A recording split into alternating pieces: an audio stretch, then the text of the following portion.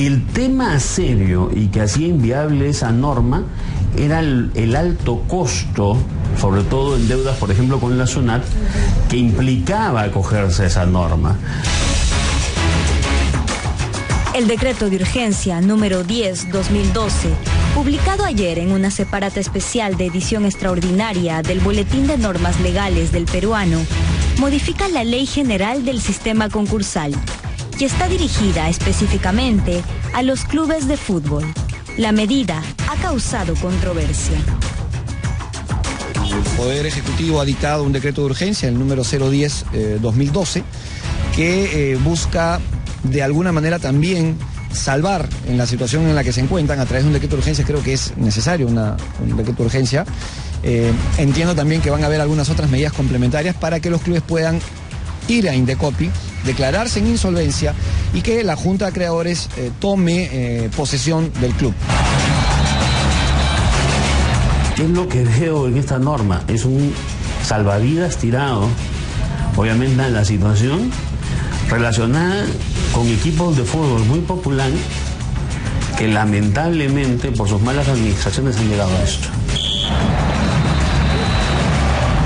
Me parece que ha habido un exceso, hay un problema, que alguien podría dictaminar que este decreto de urgencia puede ser inconstitucional por tratarse de un tema que modifica una ley, un decreto de urgencia modificando una ley de manera temporal, así sean no los 60 días que dice la norma que tiene vigencia, sino que va a ser todo aquel tiempo que dure el proceso de reestructuración de los clubes de fútbol que sean sometidos a esta norma.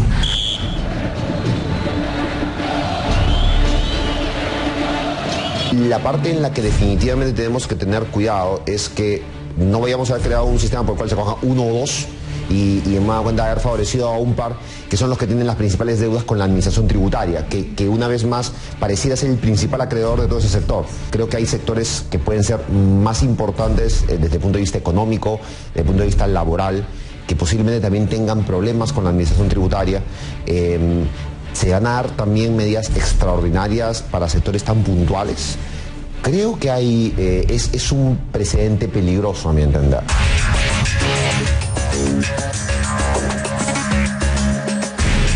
En la norma se indica que son los propios clubes los que pueden acogerse al sistema, pero deja también la posibilidad abierta para que cualquier otro acreedor del club lo haga. Problemas, primero, en su forma. Yo, acreedor, someto a un club, llámese como se llame, al sistema y solamente puedo plantear la reestructuración de esa entidad. Si yo como acreedor estoy dispuesto a que me paguen mis deudas, realmente no voy a encontrar el medio suficiente si es que es un club que está totalmente quebrado. Si tu administración actual no la está llevando bien, pues los acreedores van a nombrar a un tercero. Ahora, si el principal acreedor es el Estado, o sea, que es a través de la SUNAT, no me queda muy claro quién va a ser el nombrado como el administrador de los clubes, para serte sincero. Una medida que busca rescatar al más popular de los deportes de una dura realidad. Nos guste o no, nuestros equipos se encuentran a la cola de cualquier ranking a nivel sudamericano. La pregunta es, ¿podemos considerar esta nueva propuesta como la alternativa para salvar al deporte rey? Ojalá que ahora esta no quede en letra muerta.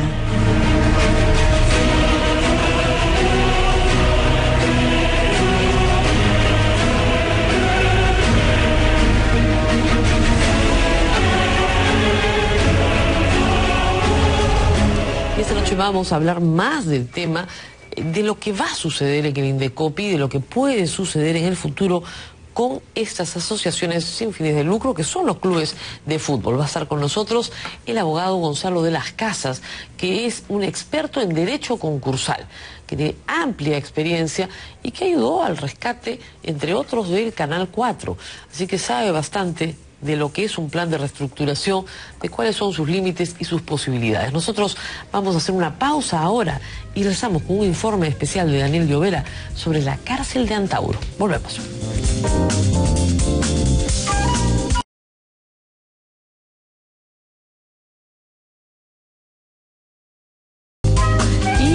noticia de último minuto, el Partido Nacionalista Peruano acaba de decidir desafiliar definitivamente al congresista Jorge Rimarachín. Congresista Rimarachín, representante por Cajamarca, se ha destacado por su oposición al proyecto Conga en todos los foros en los que ha participado. Esta oposición pues es irreductible y no la va a cambiar, simplemente está opuesto al proyecto. Hasta ahí vaya y pase. Pero llegó a decir hace algunos días que la captura de Artemio no fue tal, que éste se entregó a la policía y que no fue más que una cortina de humo del gobierno para tapar la exitosa, entre comillas, marcha del agua que venía de Cajamarca. El Partido Nacionalista ha considerado que estas palabras ya son, bueno, una ofensa grave al presidente de la República, dado que la captura de Artemio se considera una de las victorias de inteligencia y policiales más importantes en lo que va del régimen. Lo han sacado del partido. ¿Qué significa esto en términos de votos en el Congreso?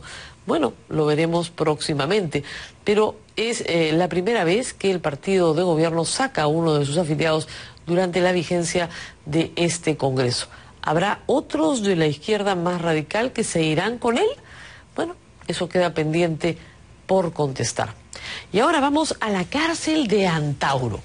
¿Qué tan dorada es esta cárcel dorada? ¿Por qué se le ha trasladado y qué explicaciones va a dar el ministro de Justicia el próximo martes? Veamos la nota de Daniel Llovera. Adelante.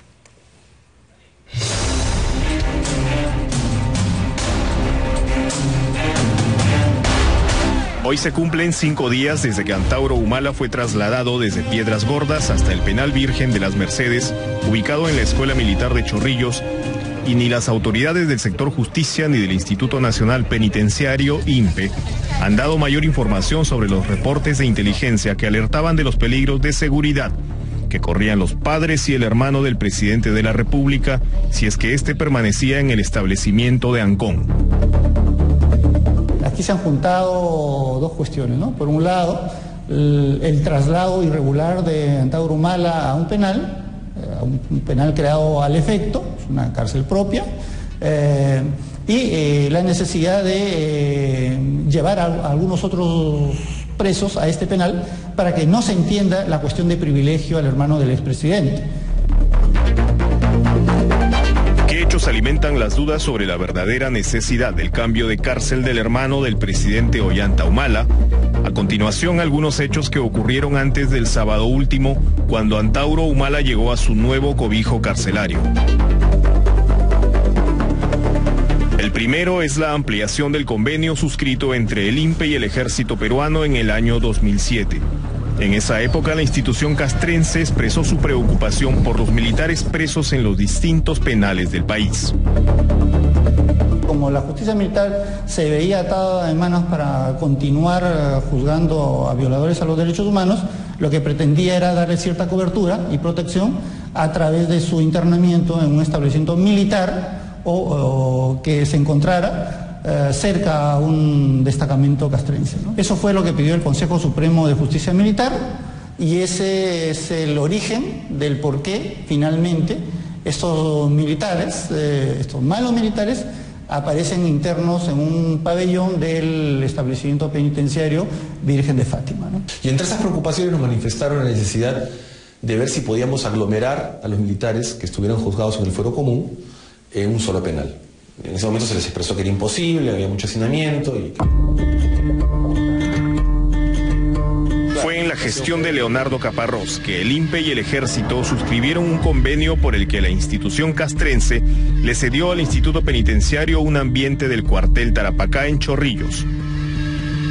Poco después fueron trasladados allí 400 internas del penal de Santa Mónica y posteriormente 10 militares violadores de derechos humanos.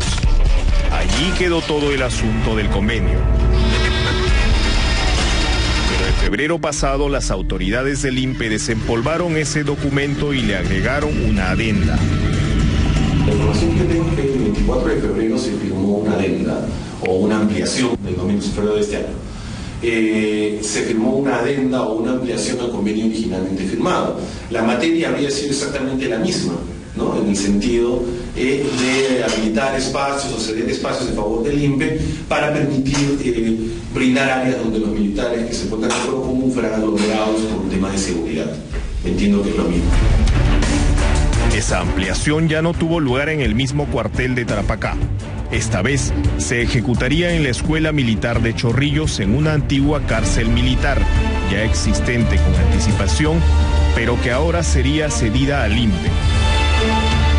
Entiendo que el área es la que alguna vez fue usada como prisión militar, ¿no? Por lo que parece reunían las condiciones para ser habilitado con rapidez, y que ahora sería un penal, digamos, manejado por el INPE y bajo la jurisdicción del INPE, ¿no? Para lo cual tendría que haberse emitido una resolución del Consejo Nacional Penitenciario creando el penal.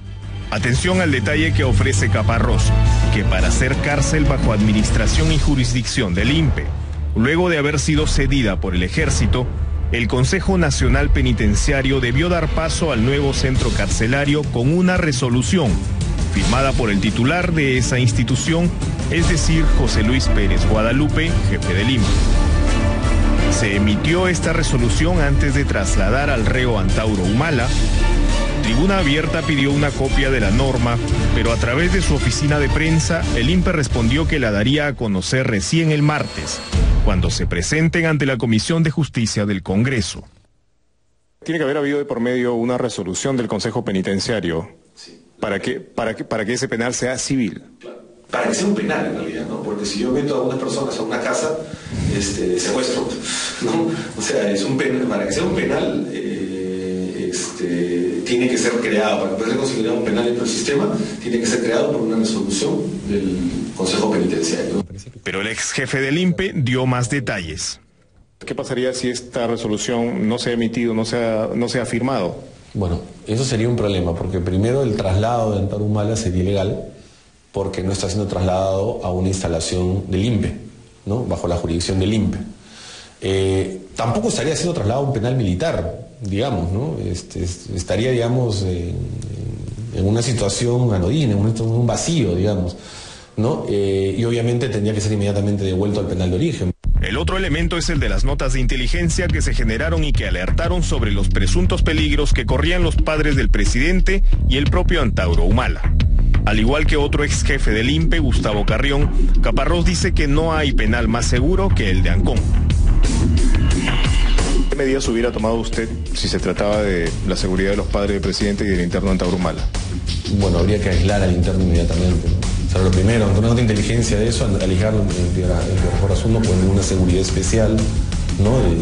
de los GOES, un grupo de élite de confianza, y supervisar con la policía cada vez que vienen a estar los padres, ¿no? Para que, ¿Pero digamos, siempre en Piedras Gordas? Sí, yo no hubiera visto razones para cambiarlo. No conozco las circunstancias en las cuales se decidió este penal de Virgen de las Mercedes. Pero digamos, de lo que hay en el sistema, de lo que yo tenía en el sistema, yo me hubiera quedado con Piedras Gordas. Es evidente que este penal ha sido creado a propósito, al efecto, ¿cierto? Ahora, que las razones de seguridad existan o no, ya eso es una cuestión absolutamente discutible, ¿no? Las cosas se han presentado de una manera inopinada, digamos, y yo creo que aprovechando la ola de popularidad de nuestro señor presidente, ¿no? Fuera de estas consideraciones, queda flotando la pregunta de si estaba enterado o no el presidente Humala de los movimientos para cambiar de cárcel a su hermano. Si hay supuestas o reales cuestiones que ponen en peligro la seguridad de Antauro Humala, el hermano del presidente, y de la familia del presidente, o sea, de su padre y de su madre, es evidente que estas cuestiones de seguridad deben haber sido puestas en conocimiento del presidente de la República, como es lógico y como correspondería, como corresponde, ¿cierto? Entonces no se puede decir que el presidente desconocía la creación de este penal y el inminente traslado de su hermano. Parte de la historia se sabrá el martes, sin duda, aunque tratándose del hermano del presidente, siempre quedará la duda de si quien encabezó el andahuaylazo fue favorecido o no por las altas esferas del poder.